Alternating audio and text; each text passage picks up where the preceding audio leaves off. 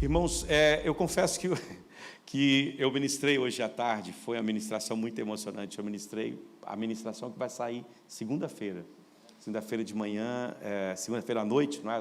Às 20 horas, na ministração do estudo bíblico. Eu aconselho você a assistir. E fui muito tocado por tudo que foi ali, o Senhor foi falando e foi ministrado aqui. Já gravamos hoje à tarde, eu convino. E confesso que também as minhas forças foram um pouco, e a quantidade de situação para resolver e tudo. Mas Deus tem uma palavra para a gente. Eu quero que você abra a Bíblia, por favor, no livro do profeta Isaías. Isaías, capítulo 6. Se eu for dar um tema para a minha mensagem, é ver o Senhor e morrer. Não é? Então, é um tema assim até forte, não é? Eu estava lendo esse texto e o Senhor falou comigo, me deu uma palavra dentro desse texto, e eu queria conversar um pouco com vocês. Não é uma pregação, eu queria conversar um pouco sobre esse tema. Isaías 6, a partir do primeiro verso. No ano da morte do rei Uzias, eu vi o Senhor, assentado sobre um alto e sublime trono, e as abas de suas vestes enchiam o templo. Serafins estavam por cima dele, cada um tinha 6 asas, com 2 cobriu o rosto, com 2 cobriu os pés, e com 2 voavam. E clamavam uns para os outros, dizendo: Santo, Santo, Santo é o Senhor dos Exércitos. Toda a terra está cheia da sua glória. Os umbrais das portas se moveram com a voz do que clamava, e o templo se encheu de fumaça. Então eu disse: ai de mim, estou perdido, porque eu sou homem de lábios impuros e habito no meio de um povo de impuros lábios, e os meus olhos viram o Rei, o Senhor dos Exércitos. Então um dos serafins voou para mim, trazendo na mão uma brasa viva que havia tirado do altar com uma pinça. E com a brasa tocou a minha boca e disse: eis que esta brasa tocou seus lábios, a sua iniquidade foi tirada e o seu pecado foi perdoado. Depois disto ouvi a voz do Senhor que dizia: a quem enviarei, quem há de ir por nós? E eu respondi: eis-me aqui, envia-me a mim. Amém. Vamos orar, vamos falar com Deus. Curva a sua cabeça, peça ao Senhor que fale consigo nesse momento, ligue o seu pensamento no trono de Deus neste momento, e que você possa sentir essa presença do Espírito de Deus, essa presença do Senhor em seu coração, em sua vida nessa noite. Amém? Ligue o seu pensamento no trono de Deus, feche seus olhos, esqueça tudo que está à sua volta, esqueça os seus problemas, esqueça tudo e abra o seu coração para Deus. Senhor Deus e Pai, nós estamos aqui diante do Senhor, diante da Tua presença. A Tua presença é santa, a Tua presença é vida, a Tua presença é poder, a Tua presença, ó Deus, traz alegria aos nossos corações. Deus, eu estou aqui diante de Ti, aqui estão os meus irmãos. Tu sabes e conheces o coração de cada um de nós, e Tu sabes o que nós precisamos nessa noite, qual palavra necessitamos ouvir nesta noite. Por isso, Espírito de Deus, fale conosco, fale com Teus filhos, fale com Tua igreja, Senhor. Ministre a cada coração, não deixe que ninguém saia daqui com mãos vazias, mas que saiamos daqui levando conosco a nossa bênção, a nossa vitória, a nossa cura, a nossa libertação, a paz que nós tanto precisamos, alegria na nossa alma, Senhor, porque nós precisamos tanto de Ti, Senhor.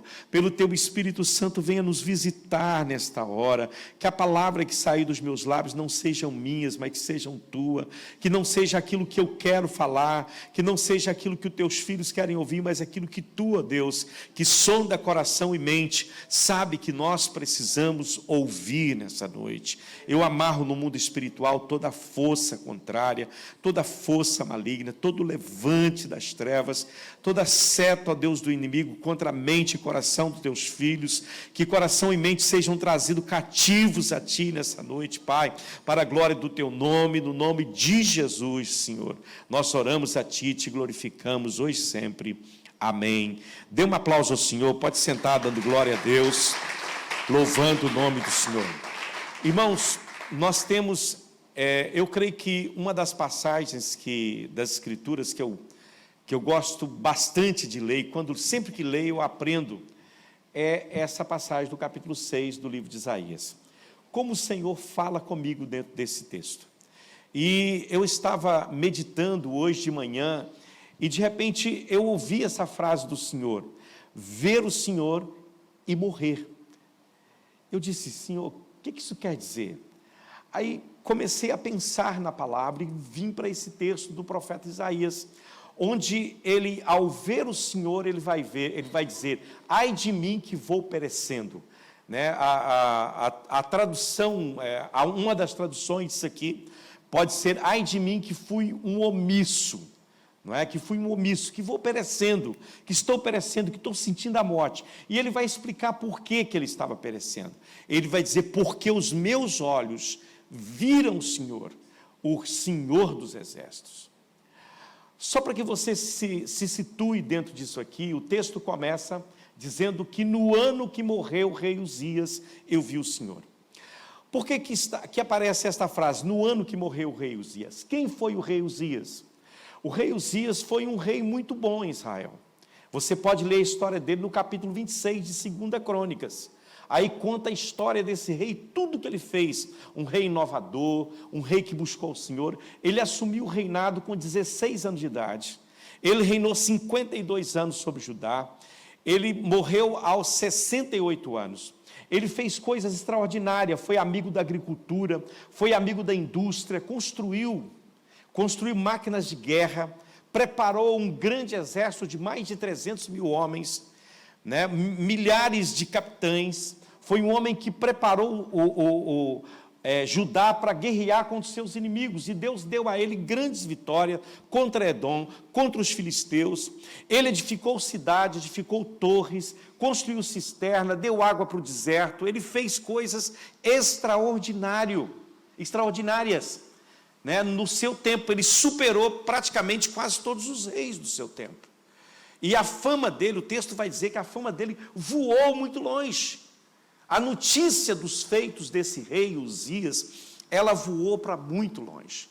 E os povos, vários povos vizinhos temiam Uzias, porque ele estava muito preparado. Ele preparou a sua nação, ele trouxe o povo para a presença de Deus, ele armou o seu exército com armas de guerra, armas poderosas, com proteção, todo tipo de proteção para o exército.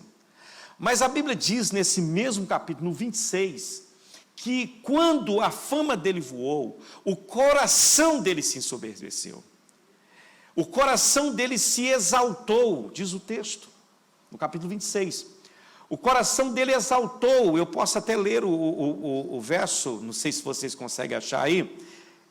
Eu estava lendo hoje de manhã, verso 16, mas havendo-se já fortificado, exaltou-se o seu coração para a sua própria ruína, e cometeu transgressões contra o Senhor, o seu Deus, porque entrou no templo do Senhor para queimar incenso no altar do incenso.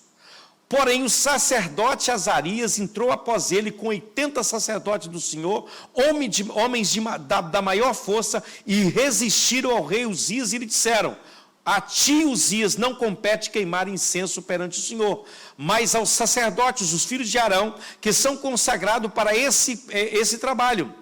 Sai do santuário, porque transgrediste, nem será isso para a honra da tua parte diante do Senhor. Então Uzias se indignou, e tinha um incensário na sua mão para queimar incenso, e indignando-se ele, pois contra os sacerdotes a lepra lhe surgiu na testa, perante os sacerdotes na casa do Senhor, junto ao altar do incenso. E o texto segue.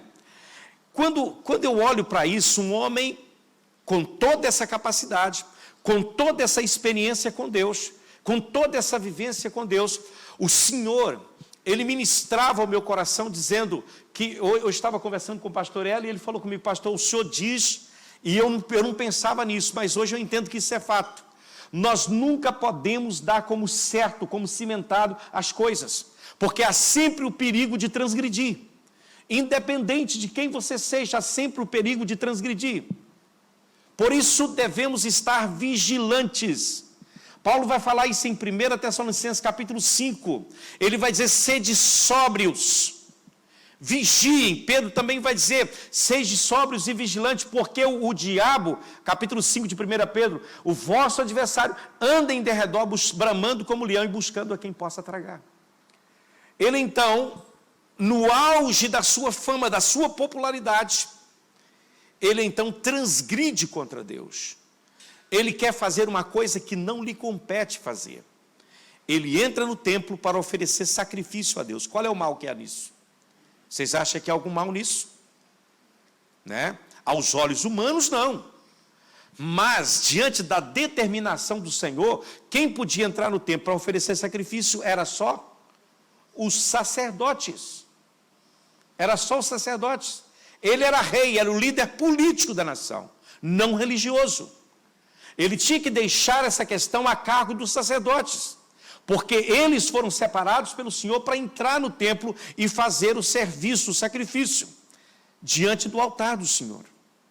Mas ele decide fazer isso por conta da soberba do seu coração.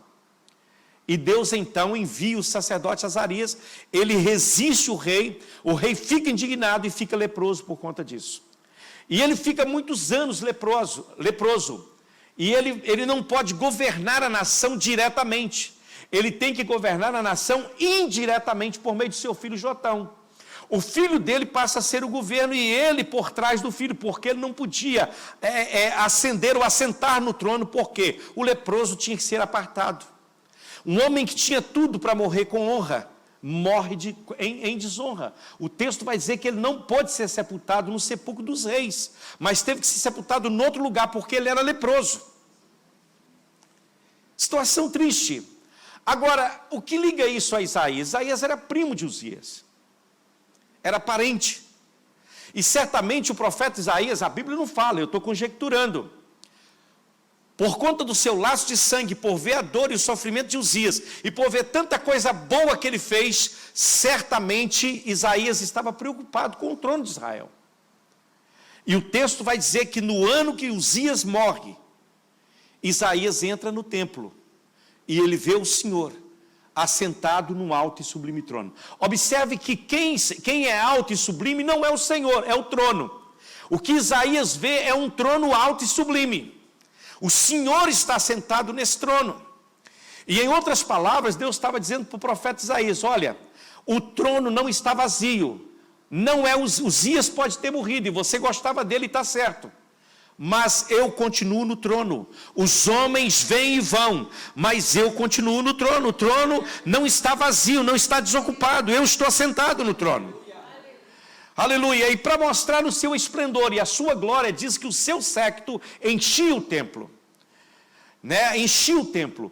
E os serafins voavam, tinham 6 asas, com 2 voavam, com 2 cobriam o rosto, com 2 cobriam os pés. E clamava, santo, santo, santo é o Senhor dos exércitos. E então Isaías, quando vê isso, ele diz, ai de mim que vou perecendo. Ai de mim que vou perecendo. Alguns traduzem essa frase, ai de mim que vou perecendo, para ai de mim que fui um omisso, que não falei quando deveria falar, que não agi quando deveria agir, que não condenei o pecado quando deveria fazê-lo. E o que acontece? O anjo do Senhor, os serafins, ele voa até onde está Isaías, levando na sua mão uma brasa que que tirara com a tenaz do altar. E disse, olha, não tenhas medo, você não vai morrer. Eis que isso toca os teus lábios, o teu pecado foi tirado, a tua iniquidade foi ultrapassada. E aí ele escuta a voz que dizia, a quem enviarei, quem há de ir por nós? E o profeta responde, eis-me aqui, envia-me a mim. E na sequência do texto que nós não lemos, o Senhor vai dizer para ele, que ele estava enviando ele, como mensageiro para as nações e para o povo de Israel, para anunciar, ele vai dizer, o que eu te mandar falar, você vai falar. Você vai expressar exatamente a minha vontade aonde quer que você vá. Agora, vamos trazer isso para dentro do nosso contexto. Deus está prestes a levantar uma nova geração de pessoas com coração puro e vida reta na sua presença. Ele quer pessoas para falar em nome dele para o mundo. Eu preguei uma parte disso aqui no domingo passado e sigo a mesma coisa, porque é uma mensagem que tem tocado muito o meu coração. Falta de atalaias, de pessoas, conforme está em Ezequiel, que se levante em nome de Deus e anuncie as verdades de Deus. Nós estamos aguardando o soar da última trombeta, sim ou não? A Bíblia não fala que a última trombeta vai tocar? Sim ou não? Antes da última tem outras, não tem? A última trombeta será tocada pelos anjos, mas antes da última tem a trombeta que será tocada pelo servo de Deus.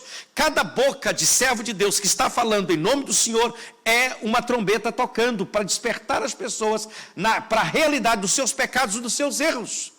Isaías, independente quem fosse Uzias, ele tinha que ter se posicionado diante do Senhor e dito: Uzias, você errou, o seu pecado está diante de você. Quando você olha no espelho, você vê seu pecado no seu rosto. Às vezes, irmãos, nós queremos ser mais misericordiosos do que Deus. Achamos que Deus está tratando com dureza demais, esse ou aquele.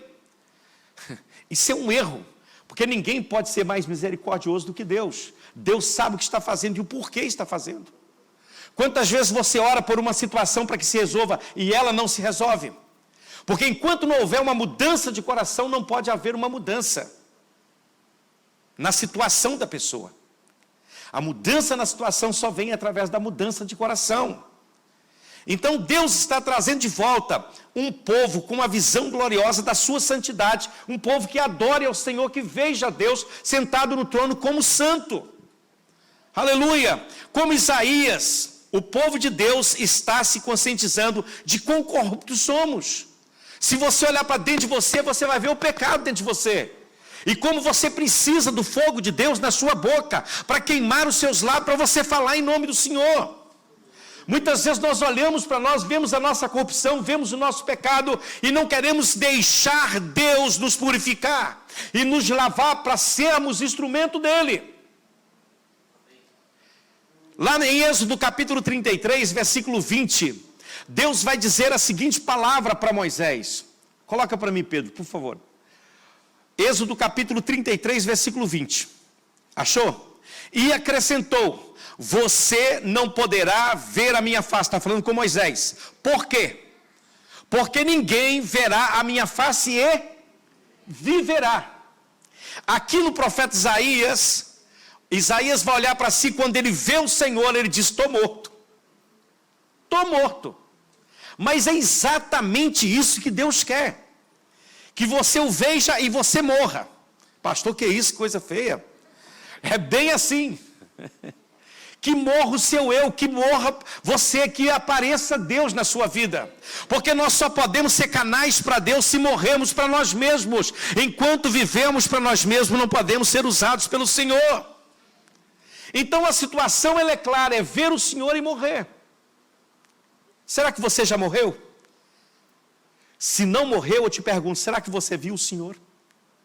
Porque tem muitos crentes que dizem: eu tive com Deus, Deus falou comigo, eu vi o Senhor, eu vi, será? Porque se você vê Deus, você não tem como ficar vivo, você morre. Tem como? Pare e pense no que eu estou dizendo. Eu vi o Senhor, mas eu continuo falando mal dos outros. Eu vi o Senhor, mas continuo na prática do pecado. Eu vi o Senhor, mas nada mudou na minha vida. Que Senhor é esse que está na sua vida e que você viu? Porque o dia que você vê-lo, você vai morrer. E vai nascer uma pessoa diferente para a glória dEle, que Ele pode usar para a glória dEle. Estão entendendo o que Deus está falando aqui? Quando você chegar diante de Deus, o seu velho eu vai desmanchar em fumaça. Vai ser um sacrifício, como Paulo fala em Romanos capítulo 12. Rogo-vos, pois, irmãos, pela compaixão de Deus, que apresente os vossos corpos em sacrifício vivo e santo e agradável a Deus, diante do Senhor, que é o vosso culto racional. Quando você o vê como Senhor, você morre, irmão. Mas a sua morte é só o começo. A sua morte é só o começo daquilo que Deus quer fazer na sua vida. Porque a partir daí você ingressa numa vida ressurreta, numa vida nova no Senhor, uma vida que você não quer abrir mão dela por nada dessa vida. Não há nada nesse mundo que te prenda a Ele ou te prenda a essa vida. Eu não consigo entender um cristão que diz que nasceu de novo, mas ainda ama o presente século. Se você nasceu de novo, os seus desejos são do céu. Paulo fala isso, ele diz, olha, as coisas velhas, nós somos nova criatura, as coisas velhas já passaram, tudo se fez novo. O desejo do meu coração é viver uma nova vida diante do Senhor. Veja a beleza do Senhor com a boca do profeta Isaías, a partir daquele momento, do verso 6 até o verso 9 que lemos aqui. Mas um dos serafins voou para mim, trazendo na mão uma brasa viva que tirara do altar com uma tenaz, e com ela tocou a minha boca e diz, vê, e isso tocou os teus lábios, a tua iniquidade foi tirada, o teu pecado foi purificado. E depois disse, a quem enviarei, quem há de ir por nós? Então disse eu, eis-me aqui, envia-me a mim. Aleluia, envia-me. Pode falar através de mim, Deus. Estou pronto para o Senhor falar através de mim. Pastor, eu quero fazer a obra de Deus. Quer? Então morra primeiro. Porque você nunca vai ser fonte geradora de vida na vida de ninguém, se essa mesma vida não estiver em você. E para que a nova vida de Deus resplandeça em você, você precisa morrer. Não estou falando morrer fisicamente aqui não, irmão. Entenda, por favor. Sei que vocês querem viver e muito. Espero que vivam. Mas estou falando do seu eu, do seu velho eu, desse eu que está sempre... Eu falei aqui na sexta-feira passada, né? Eu não sei por que razão, mas nós sempre estamos do nosso lado em qualquer peleja, em qualquer discussão, seja com Deus ou com o homem, já viu? Você sempre está do seu lado, você sempre te apoia, quando você, mesmo você estando errado, você está do seu lado. Pastor, fazer o quê? Eu sou muito convincente comigo mesmo, não é? Tem argumento forte. Mas quando você morre para o seu eu, para o seu superego, não é? Essa nova vida de Deus te faz posicionar do lado da verdade. Mesmo que essa verdade fira primeiro na sua carne. Mesmo que essa verdade primeiramente toque em você. Mesmo que vai cortar em você ou cortar em alguém que você ama, não importa. Mas se essa é a verdade, nada podemos contra ela, senão a favor dela, diz as Escrituras. Seja como for, é a verdade de todo lado. É contra mim, não importa. É contra um dos meus, não importa. Qual é o problema? Porque a verdade, irmãos, primeiro ela fere, mas depois liberta. Jesus falou, conhecereis a verdade e ela vos libertará. Mas antes de libertar, ela fere primeiro. Ninguém gosta de ouvir a verdade, nem você. Fala a verdade para você mesmo, como é que você entra numa peleja consigo mesmo. Uma guerra interior. Proíbe você de fazer aquilo que você gosta para você ver. Diz para seu corpo, essa noite você vai passar em vigília. Você vai achar bom isso? Não vai. Amanhã você vai entrar em jejum de manhã e só vai sair às 6 da tarde. Não quer. Por que não quer? E por que nós fazemos a nossa vontade? Porque estamos sempre do nosso lado. Estão entendendo? Parece ser profundo, uma coisa muito simples, muito banal. Mas, e você olhar para isso e falar, pastor, parece que há duas pessoas então aí. É claro que há duas. Há o velho e o novo homem lutando com o outro. Você tem que virar para esse velho homem e falar, fica quieto aí no seu lugar, quem manda aqui sou eu. É ou não é? Manda aqui é o Espírito de Deus. Paulo vai dizer em Romanos 8 que o pendor da carne é morte, mas o pendor do Espírito é vida e paz, é descanso. Então, a quem você submeter, você vai ter vida ou ter morte. Em Gálatas 6, Paulo vai dizer, não erreis, Deus não se deixa escarnecer. Tudo que o homem semear, ele vai ceifar. O que semeia na carne, da carne colhe corrupção. O que semeia no espírito, do espírito colhe vida eterna. Então o que é que você quer? Vida eterna ou corrupção? Eu quero vida eterna, então fica do lado do espírito. Nessa grande guerra dentro de nós. Agora, nós somos convidados a desistir de lutar para fazer ou dizer a coisa certa em nossa própria força e poder. Você não pode fazer nada certo por você mesmo, você precisa da ajuda do Espírito. Amém? O que espera de nós é que nós morramos pela fé, ressuscitemos pela fé, sejamos santos e aceitáveis pela fé, e que vivamos e falemos pela fé, como santos, comprados e lavados pelo sangue de Jesus. Então eu tenho que viver pela fé, me mover pela fé, não é por mim, não é pela minha força. Eu não consigo dominar esse eu velho aqui, esse eu velho tem mais força. Tem ou não tem? Tem muita força esse velho eu. Ele tem dia que levanta com a fúria. Aí você fala, então vamos passar uma hora diante do Senhor aqui, nós dois em oração. Depois a gente conversa, não é? Quando você levanta do seu período de oração, o velho homem está lá esmagado ali. Está que não se aguenta. Mas o seu espírito está revigorado. Aleluia! Você sai cheio de fogo. Sai procurando onde tem alguma coisa, algum problema, alguma situação para você levar a paz de Deus, levar a alegria de Deus, levar a vida de Deus, levar aquilo que é de Deus. Aleluia, o Espírito Santo promete circuncidar os nossos corações e os nossos lábios, para que possamos dizer as palavras de Deus, como Cristo disse, da mesma forma como Cristo disse. Ele disse, olha, eu não faço por mim mesmo, mas o Pai que está em mim, aleluia, é que faz essas obras. Aleluia, e ele vai dizer que aquilo que ele recebeu de Deus, ele deu para a gente. O mesmo Deus que ele tinha nele está em nós, por meio do Espírito Santo. Oh, Senhor, isso é bom, não é? Agora, você pode tentar na sua carne resolver o seu problema, não é? Esse problema com o velho homem, você pode tentar na sua carne, vai em frente. Faça a promessa, não, eu vou mudar agora, pastor, você vai ver, nunca mais veja esse negócio na internet aí, nunca mais vou falar isso, nunca mais vou fazer aquilo, nunca mais. Promete, força, faça isso. Diga a Deus que você jamais vai mentir, por exemplo, você que é mentiroso, né? Nunca mais vou fazer mexerico, nunca mais vou ser invejoso, nunca mais vou soltar a palavra de qualquer maneira da minha boca. Diga, faça força, mortifique-se, vá a fundo, só para descobrir que você não consegue,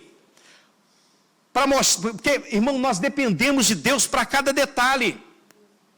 Entenda, se o Espírito de Deus não trabalhar na sua vida, isso é impossível. Eu já caí nesse jogo.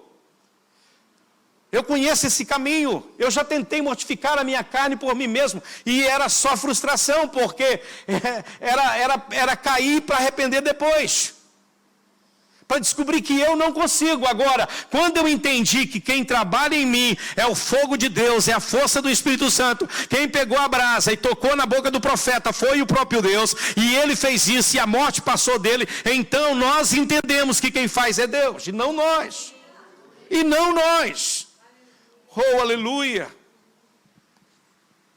Eu já falei nisso, irmão.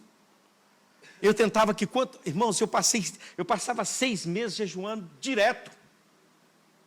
De meia-noite às 6 da tarde, meia-noite às 6 da tarde, meia-noite às 6 da tarde.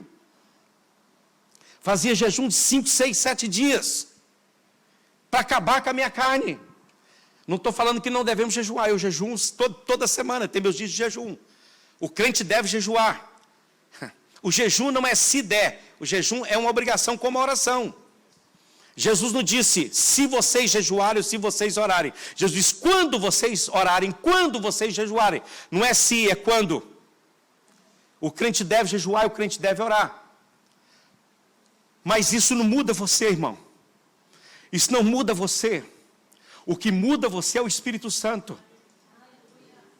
Eu já passei muitas noites chorando, de joelho, com a cara no pó, para descobrir que eu não conseguiria. Eu não estou dizendo que é inútil. Eu estou dizendo que a luta com a sua força é inútil. Mas agora, quando você deixa o Espírito Santo lutar por você, e o fogo dele tocar os seus lábios, você consegue vencer, seja qual for o pecado na sua vida. Não há nada que resista ao poder purificador do fogo de Deus e da brasa do altar de Deus. Não, senhores. Nós somos purificados por crer em Cristo. Nós somos lavados por crer no sacrifício dele, por aceitar o que ele fez. Aleluia! Oh, glória a Deus! Eu confesso, irmãos, que o desejo do meu coração é que todo crente entendesse isso, porque fica fácil. Quando a Bíblia fala, Tiago falando, sujeitai-vos, pois, a Deus. Resistir o diabo, ele fugirá de vós. Irmão, sujeitar a Deus é a coisa mais maravilhosa que tem, porque você se coloca nas mãos dele. Não é você que dita mais, não é o seu querer que determina mais, mas é o querer do Senhor. Vocês estão aí? Ele nos ajuda, irmãos. Eu confesso que o desejo do meu coração é ter lábios circuncidados, coração puro. Eu tenho consciência que isso é uma necessidade diária. Não é algo que eu posso dar como cimentado, está feito.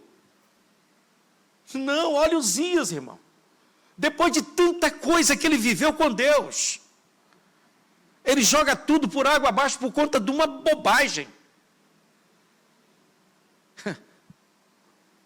Eu estou convicto de que esta é uma verdade profética para a sua vida. E que se você entender o que eu estou dizendo, sua vida vai mudar, e sua casa vai mudar, sua família vai mudar, o seu jeito de ser vai mudar, você vai encarar a vida diferente e mais leve. Mais leve. Pense comigo. Por que Deus está à procura de uma nova purificação em nossos lábios? Por que Deus está querendo renovar nossa visão? Por que Deus quer abrir os nossos olhos? Por que Ele quer falar conosco? Como Ele está insistindo tantas vezes, Ele tem falado conosco a respeito disso. Deus me mostrou o porquê de tudo isso. Eu estava lendo o Evangelho de João, no capítulo 7, versos 37 a 39. E quando terminei de ler esse texto, pode colocar se quiser pôr para a gente, é um texto conhecido. No último dia, o grande dia da festa, Jesus pôs-se em pé, clamou dizendo, quem tem sede... Coloca para nós, a partir do 37. Eu podia citar ele todo, mas se você lendo fica mais fácil para você do que eu citando, não é?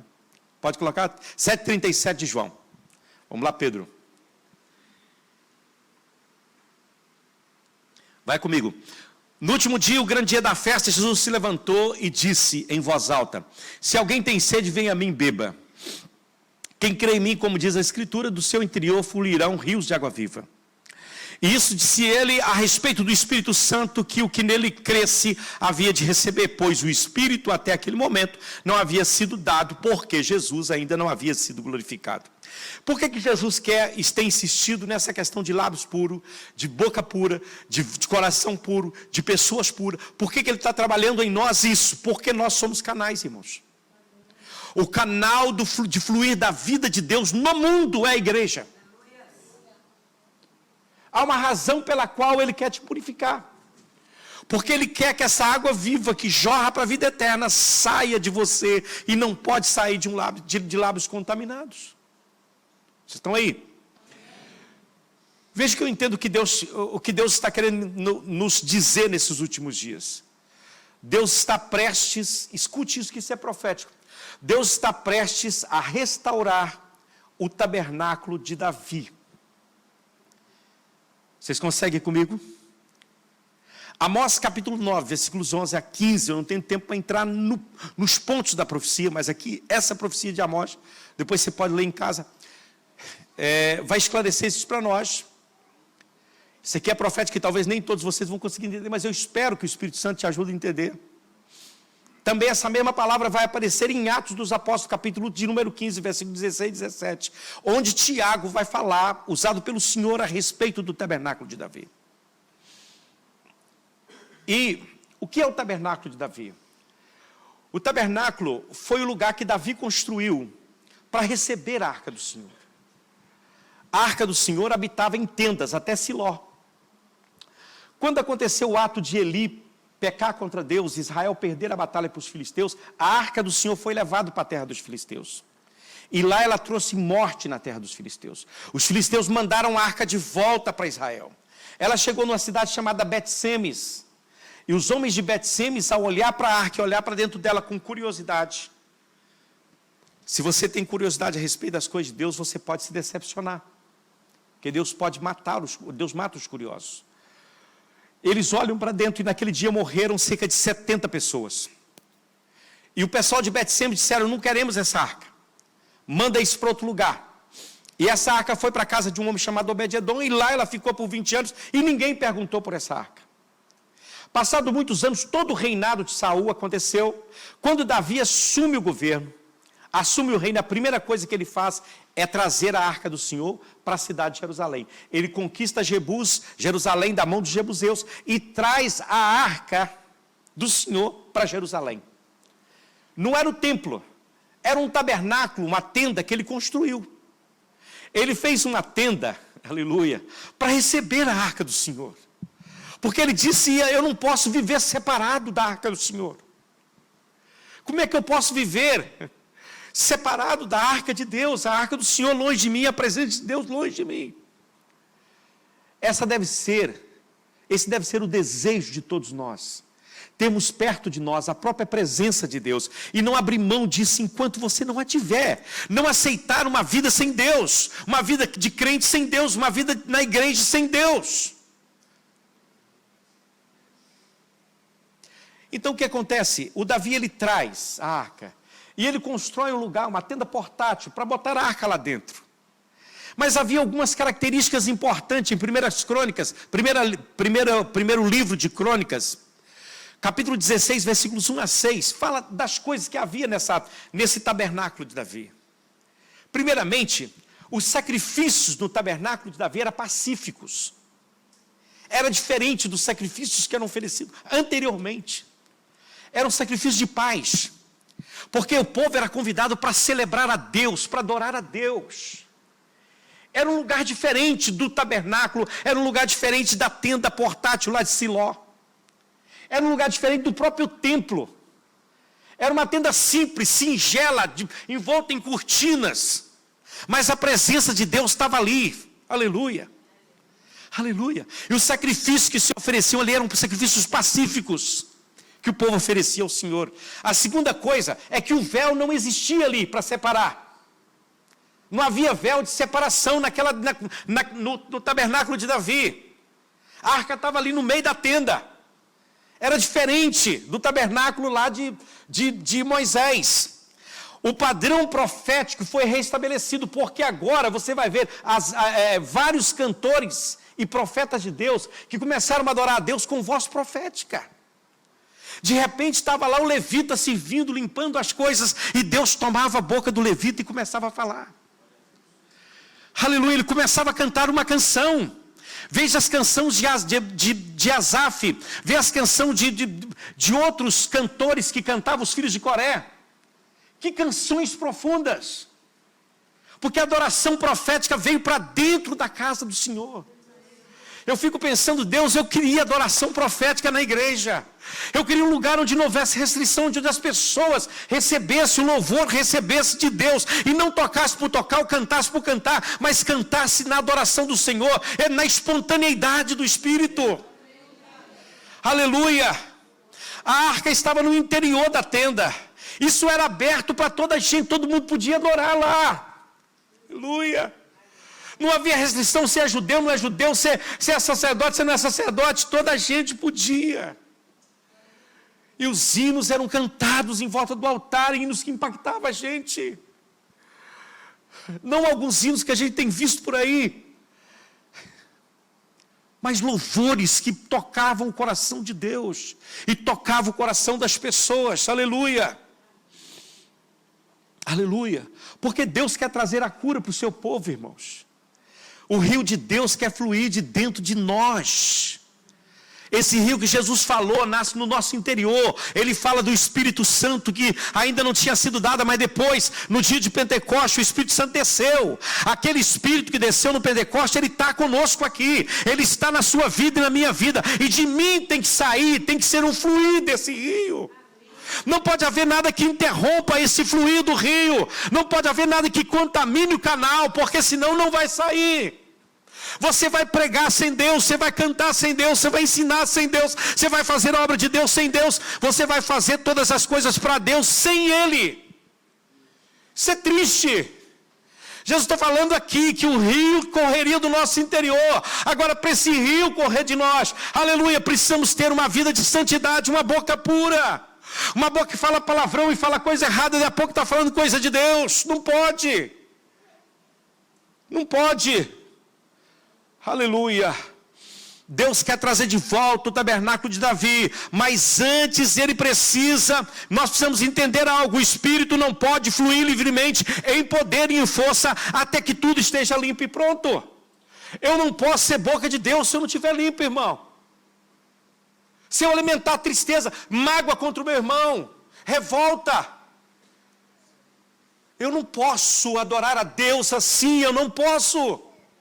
Me desculpa, se você adora a Deus desse jeito, você está errado. Deus não recebe essa oração. Você precisa liberar perdão para a pessoa que te ofendeu. Você precisa livrar-se dos seus pecados primeiro, antes de você oferecer um sacrifício ao Senhor que seja agradável a Ele, em nome de Jesus. Oh, aleluia! O Espírito Santo não pode fluir de uma forma livre e em poder e em força, aleluia, até que tudo esteja pronto para Ele. O dia que você estiver pronto, não tem esse negócio, não, irmão. Eu sou mulher, eu sou homem, eu sou jovem, eu sou menino, não importa quem é você. O Espírito vai falar através de você. Na época de Eli era o sumo sacerdote, seus filhos eram sacerdotes, havia um monte de gente religioso. Deus falou através do menino. O menino Samuel servia o Senhor, e um dia, aleluia, servia Eli, servia o Senhor. Um dia o Senhor falou diretamente: Samuel, Samuel. Ele disse: eis-me aqui, Senhor. E Deus começou a falar com ele. Deus fala com você, jovem, Deus fala com você, velho, Deus fala com você de meia idade, Deus fala com a moça, Deus fala com o rapaz. Não tem preferência de sexo hoje, não tem preferência de cor. Ou seja, quem você for, Deus fala com você. Abra o seu coração, se purifique, se volte para Deus. E Deus vai falar através de você. Deus vai agir através de você. Aleluia. A origem da fonte tem que ser pura, imaculada. Sem pureza não há fluir de Deus. Eu posso ser um perito de púlpito, mas se não houver pureza dentro do meu coração, e Deus conhece o meu coração, eu falo com temor e tremor diante do Senhor. Se não houver pureza no meu coração, não há como fluir coisa boa de mim. Aleluia. O texto sagrado que diz lá em Tiago capítulo 3, que é impossível que uma mesma fonte dê de água doce e salgada. Tiago não diz que não pode acontecer, ele está dizendo que é impossível. Não tem jeito. Não tem jeito. Quais são os canais que Deus usa? Deus usa a nossa língua, irmão. Nossa boca. Nossos lábios. Consagrados, santificados a Ele. Aleluia. Aleluia. Aleluia. Quando o Espírito de Deus completar a obra dele em você, você vai ver o que Deus vai falar através de você, irmão. Nada mais deve, aleluia, precisa ser ativado em você. A ativação precisa acontecer por meio do Espírito. Aleluia. Você não precisa de nada mais. Pastor, eu não sei falar direito. Você vai aprender a falar. Eu era gago. Eu era gago. E tímido. Cheio das vergonhas.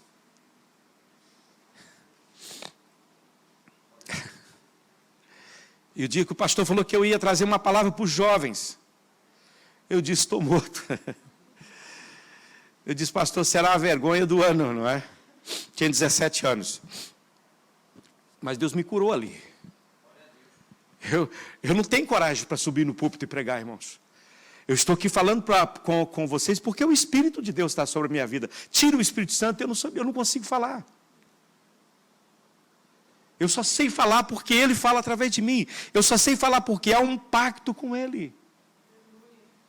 De não me deixar subir no altar se não for por Ele, se não for na unção dEle. Jesus fala que seremos uma fonte a jorrar. Aleluia. Na literatura original quer dizer saltar. Saltar. Aquela fonte que salta. Eu não sei se algum de vocês conhece a cidade de Bonito, no Mato Grosso do Sul. Tem ali a nascente de um rio, onde a água é com tanta força. Eu quando visitei, quando estive lá e quando vejo, aleluia, eu só consigo lembrar disso quando o Espírito Santo fala desse fluir dele em nossas vidas. A água vem com tanta pressão de baixo que o que está em cima ela levanta literalmente. Não sei se vocês já viram a imagem desse lugar. Se já foram lá, a água é transparente, cristalina e brota do chão assim com a força tremenda da areia. Aleluia. É disso que o texto sagrado está falando, uma fonte que salta de dentro de nós, que não pode ser contida, irmão, que ninguém consegue conter essa fonte. Aleluia. Vai tentar tapar que você não consegue, Manda calar a boca e não vai conseguir. Você mesmo vai tentar calar a sua boca. Talvez você ache que você está falando demais, mas não vai conseguir, porque isso é algo que está a saltar. Vai para além, amém? Oh, aleluia. É como um poço de petróleo. Já viu eles perfurando lá no Texas, aqueles poços? Quando acham aquilo, não tem jeito, ninguém segura isso. Vocês estão aí, gente? Aleluia, aleluia. O Espírito vai saltar de dentro de nós. Agora imagine o pastor Hélio, se o Espírito começasse a fazer isso em nossas vidas. Um poço aqui, outro ali, outro ali, outro lá, outro lá, outro lá, outro lá, outro lá. É um rio aqui, outro rio ali, outro rio lá, outro rio lá. Daqui a pouco nós íamos inundar esse lugar. Com a presença e com o poder do Senhor, aleluia. Bendito seja o nome do Senhor. Meu tempo terminou. Aleluia, aleluia, aleluia. É um poder de Deus que vem de dentro de você. Aleluia, que não precisa, que não tem restrição, irmãos. Que não tem restrição. A pergunta é, e com isso estou encerrando: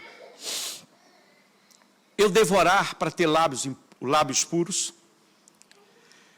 Eu devorar para que o Senhor purifique os meus lábios? É claro que sim, irmãos. Aleluia, essa resposta é óbvia. Ore a Deus. Peça a Ele: Espírito Santo, purifica os meus lábios. Me usa.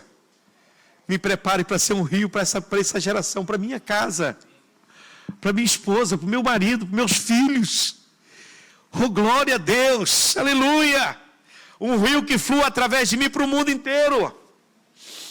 Aleluia. Fique de pé, irmãos. É tão importante ter o Espírito fluindo através de nós. É tão maravilhoso poder viver isso em cada um de nós.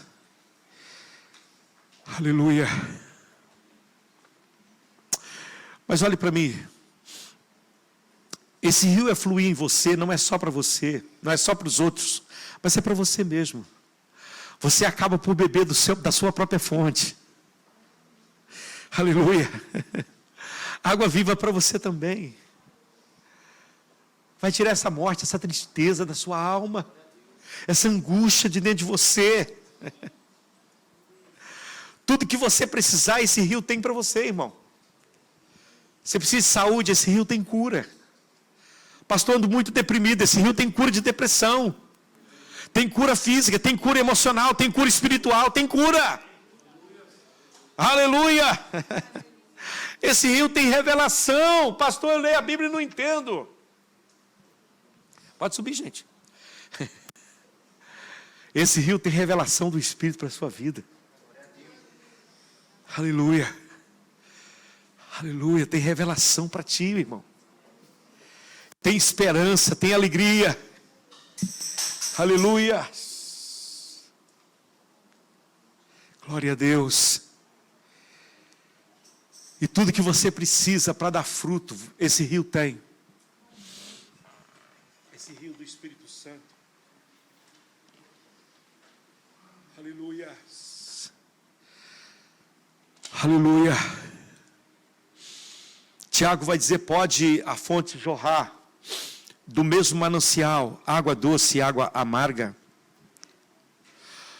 Mas você não precisa ler todo o texto, você lê só a primeira parte. Pode a fonte jorrar? Pergunta. Será que a fonte do seu coração pode jorrar?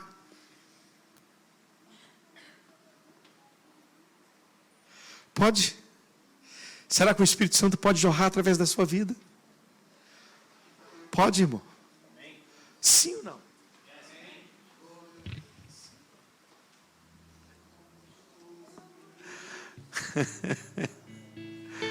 Amém? Deus quer fazer com que a vida, irmão, que está em você, ela seja, que ela alcance outras vidas e outras pessoas. Mas para isso você tem que estar puro. Você tem que abandonar o pecado que te cerca todo dia. Hebreus, capítulo 12, versículo 1 a seguir. E nós, portanto também nós, visto que temos a rodear-nos tão grande nuvem de testemunha, livremo-nos de todo o peso do pecado, que tão firmemente se apega a nós, e corramos com perseverança a carreira que nos está proposta, olhando firmemente para Jesus, o autor e consumador da fé, o qual, em troca da alegria que lhe estava proposta, suportou a cruz, sem se importar com a vergonha, e agora está sentado à direita do trono de Deus. Pela fé, irmão, utilize o sangue de Cristo, correndo dessa nascente que está dentro de você. Aleluia, que possa atravessar as portas dos seus lábios e remover todo o impedimento que é na sua vida, para que você possa experimentar essa doce água que se origina de dentro de você. Essa água maravilhosa, irmão, que é cura. Você não precisa ter uma vida amarga. Uma das coisas que nunca entendi na minha vida é um cristão triste. Não dá para você imaginar um cristão triste, irmão. A gente pode passar por um momento de tristeza, mas viver nela não, isso não dá. Tristeza não combina com cristão. Não combina, irmão. Não dá, não é verdade? Deus quer fluir através de você. Vamos cantar esse louvor?